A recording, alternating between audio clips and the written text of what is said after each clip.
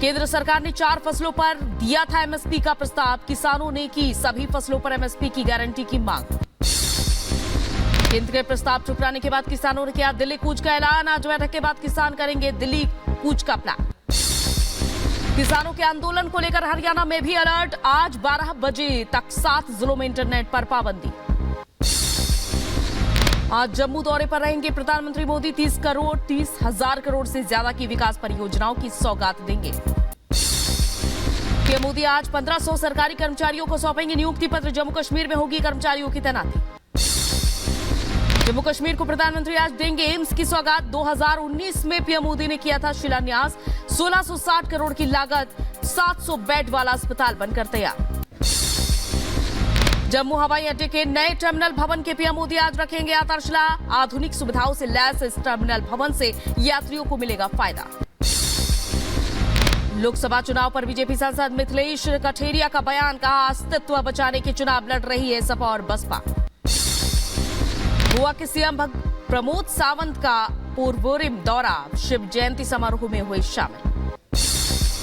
आज राजस्थान दौरे पर रहेंगे गृह मंत्री अमित शाह। बीकानेर, जयपुर और उदयपुर में कार्यकर्ताओं से संवाद करेंगे। शिबू सोरेन के खिलाफ आय से अधिक संपत्ति मामले में आज सुनवाई। सिंगल बेंच के फैसले के खिलाफ दिल्ली हाईकोर्ट में होगी सुनवाई। उत्तराखंड सीएम पुष्कर सिंह धामी का अयोध्या का दौरा। मंत्रियों के साथ रामलला के करेंगे दर्शन। बिहार में आज से तेजस्वी यादव की जन विश्वास यात्रा। मुजफ्फरपुर से करेंगे यात्रा की शुरुआत। केंद्रीय मंत्री स्मृति ईरानी का अमेठी का दौरा। लोकसभा क्षेत्र में कई कार्यक्रम में शामिल होंगी। बृजभूषण सिंह के खिलाफ आरोप तय करने के मामले में आज सुनवाई। महिलाओं से कथित यौन शोषण मामले में राउजवनी कोर्ट में होगी सुनवाई। यूपी के रामपुर में चोरों का आतंक। स्पेयर पार्ट्स की दुकान में चोरी। यूपी के मथुरा में कार हादसे के बाद बवाल। स्थानीय लोगों ने पथराव किया। यूपी के मुजफ्फरनगर में पीडब्ल्यूडी के 2 अधिकारी रिश्वत के साथ गिरफ्तार। एंटी करप्शन टीम ने 1 लाख रुपए रिश्वत लेते हुए पकड़ा।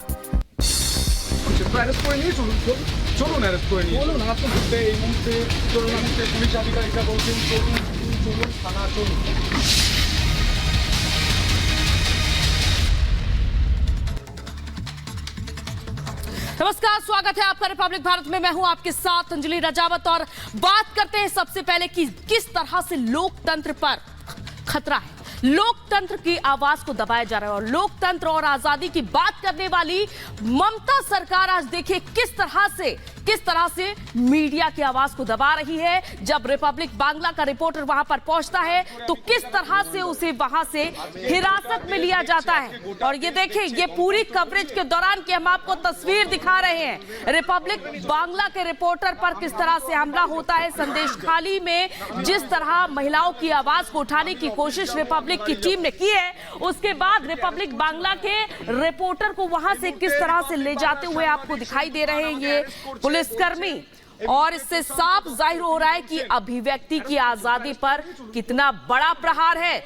और यहां पर दोनों के बीच आप देख सकते हैं पुलिस और हमारे रिपोर्टर के बीच किस तरह से वार्तालाप हो रही है। और इसके बाद की तस्वीर सभी को झकझोर देती है कि यहां पर जब कवरेज हो रही है, यहां पर सच दिखाने की कोशिश हो रही है। तो देखे किस तरह से अभिव्यक्ति की आजादी पर हमला हो रहा है। लोकतंत्र के चौथे स्तंभ पर हमला हो रहा है। और यहां पर रिपब्लिक बांग्ला का रिपोर्टर देखिए किस तरह से हिरासत में ले जाया जा रहा है। सिर्फ और सिर्फ कसूर इतना था कि सच दिखाया जा रहा था।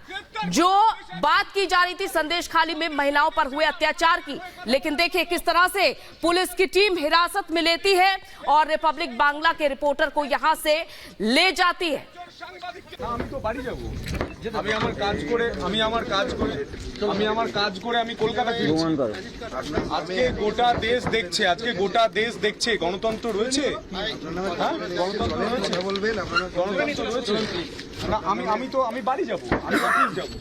না আমি অফিস যাব, আমি অফিস যাব, আমি বাড়ি যাব। আপনি কি অ্যারেস্ট করছেন আমাকে? এই মুহূর্তে রিপাবলিক বাংলার সাংবাদিক সন্তু পান আমাকে অ্যারেস্ট করছে। বলছেন এই মুহূর্তে প্রশান্ত দত্ত তিনি বলছেন অ্যারেস্ট করছেন। তো অ্যারেস্ট করে নিয়ে চলুন অ্যারেস্ট করে নিয়ে না আমি তো এভাবে যাব না। কি দ্বারা কথার দ্বারা চল, কথার দ্বারা আপনি অ্যারেস্ট করছেন আমাকে। অ্যারেস্ট করছেন আসো না, আমি এভাবে যাব না। নিয়ে যাচ্ছে, ছবি দেখানোর চেষ্টা করবো। মানব এই মুহূর্তে কি- জানতে চায়, গণতন্ত্র এই মুহূর্তে যদি দেখা যায় আমাদের যে একজন সাংবাদিক। तो देखिए किस तरह से रिपब्लिक बांग्ला के रिपोर्टर की गिरफ्तारी के बाद से देश में गुस्सा है और ये कहा जा रहा है कि रिपोर्टर जब सच वहां पर दिखा रहा था, संदेश खाली की खबर को उठा रहा था, तो आखिर उस पर इस तरह से हमला क्यों होता है? तो रिपब्लिक ने जहां आवाज उठाई तो ममता सरकार आखिर घबरा क्यों गई है? जो वहीं दूसरी तरफ बीजेपी ने राष्ट्रपति शासन की मांग की और बंगाल में दखल दे केंद्र सरकार, ये बीजेपी ने अनुरोध किया है। तो वहीं रिपब्लिक बांग्ला रिपोर्टर पर हमला गलत है, ये कहना है बीजेपी का। बंगाल में कानून व्यवस्था ध्वस्त हो चुकी है। रिपब्लिक बांग्ला के रिपोर्टर पर जिस तरीके से हमला होता है, इसके बाद से लोगों में गुस्सा है और रिपोर्टर की गिरफ्तारी का विरोध हो रहा है। चारों तरफ विरोध हो रहा है और साफ तौर पर अब कटघरे में खड़ी हो गई है ममता बनर्जी। तो ये साफ देखा जा सकता है कि पहले जहां ईडी के अधिकारियों पर हमला हुआ था, जब वो जांच पड़ताल करने पहुंचे थे राशन घोटाले की, लेकिन जब कई नाम निकलकर सामने आते हैं टीएमसी नेताओं के और लगातार ये कवरेज की जा रही है, संदेश खाली में महिलाओं पर जो अत्याचार हुए उस आवाज को उठाने की कोशिश की जा रही है, तो आप देख सकते हैं अपनी टीवी स्क्रीन पर, यह है बंगाल की सच्चाई, यह है बंगाल की सरकार की सच्चाई कि वहां पर लोकतंत्र की चौथे स्तंभ पर रिपब्लिक बांग्ला के रिपोर्टर पर किस तरह हमला होता है, बिना किसी नोटिस के, बिना किसी वारंट के, किस तरह देखिए ई रिक्शा में गिरफ्तार करके ले जाया जा रहा है। और आज संदेश खाली जाएंगे शुभेंदु अधिकारी, 11 बजे का ये वक्त रहेगा संदेश खाली का, दौरा करेंगे। कलकत्ता हाईकोर्ट से संदेश खाली जाने की इजाजत फिलहाल शुभेंदु अधिकारी को मिल गई है, जो अब तक रोक लगी हुई थी।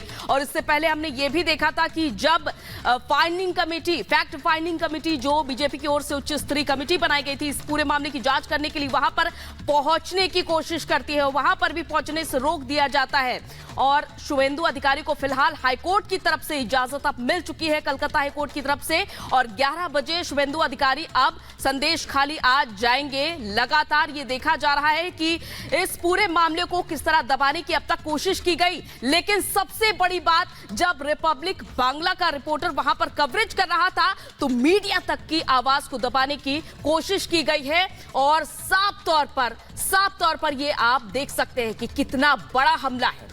पीड़ितों ने जहां अपनी आपबीती सुनाने की कोशिश की, लोगों की आवाज रिपब्लिक ने उठाने की कोशिश की, तो उसके बाद आप समझ सकते हैं कि मीडिया पर किस तरह से प्रहार हुआ है और कितना बड़ा प्रहार हुआ है। ममता बनर्जी, आपने मुस्लिम वोट बैंक को मुस्लिम को नौकरी नहीं दिया, हेल्थ नहीं दिया, एडुकेशन नहीं दिया, मुस्लिम